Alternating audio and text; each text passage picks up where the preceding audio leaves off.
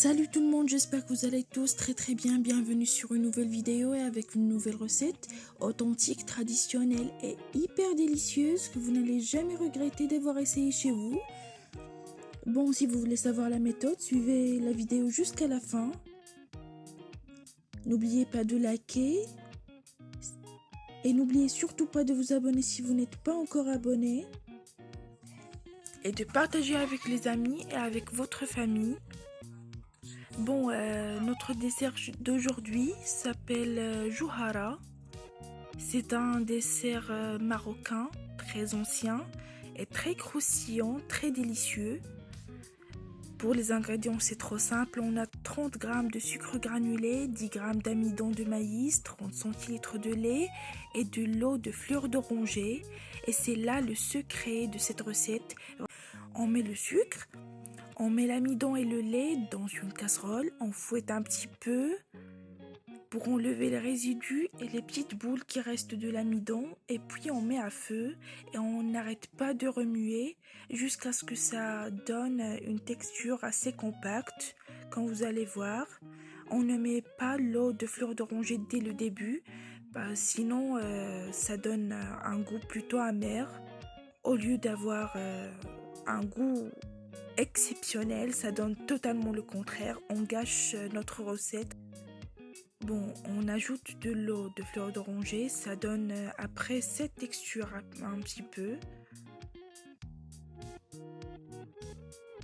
C'est une crème qui est vraiment très délicieuse, vous pouvez l'utiliser dans d'autres desserts, dans des petites tartelettes par exemple. Ici, je mets de côté, je prends mes feuilles de pastilla qui sont la base de cette recette.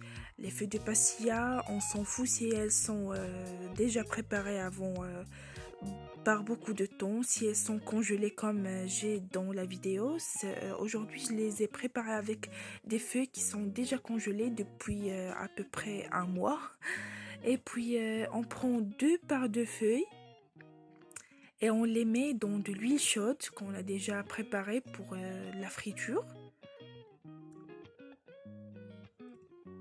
Il faut faire attention à ce qu'elles ne gonflent pas les feuilles de pastilla, sinon ça ne marchera pas pour le montage de notre dessert.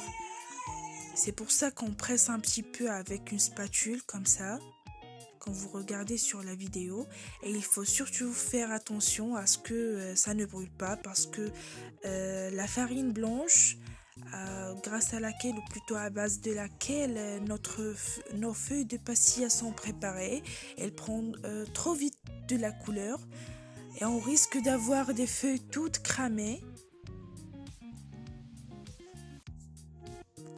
C'est pour ça qu'on fait vraiment très attention. Voilà le résultat, 2 par 2 feuilles.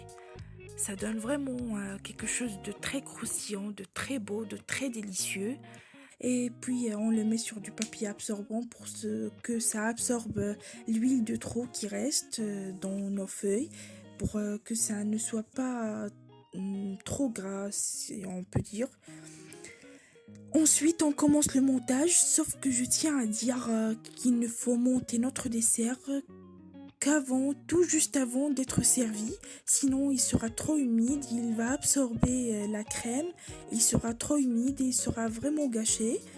C'est pour ça que ça ne se monte et que ça ne se met en assiette de présentation, ou plutôt en plat de présentation, qu'à la dernière minute avant d'être servi. Ça, c'est trop simple le montage. On met une feuille de pastilla, on met une bonne quantité de crème. Ensuite, ici j'ai utilisé des amandes que j'ai mis dans de l'eau chaude. Ensuite, je les ai épluchées avant de les frire dans de l'huile froide. Bon, sûrement vous pouvez utiliser des cacahuètes au lieu des amandes, ou plutôt si vous pouvez utiliser des noix si vous en avez. C'est à vous sûrement le choix. Bon, j'ai préparé avec vous aujourd'hui la Jouhara classique, authentique, très traditionnelle, hyper simple, sans nouveauté. C'est l'ancienne version si on peut dire. Il y a d'autres versions que je vais partager avec vous sûrement après. Bon, si vous n'avez pas encore liké la vidéo, n'oubliez pas de la liker, n'oubliez pas de vous abonner aussi et de partager la vidéo avec vos amis et votre famille pour qu'ils essayent eux aussi ce magnifique plat, ce magnifique dessert que vous n'allez sûrement pas regretter d'avoir essayé chez vous.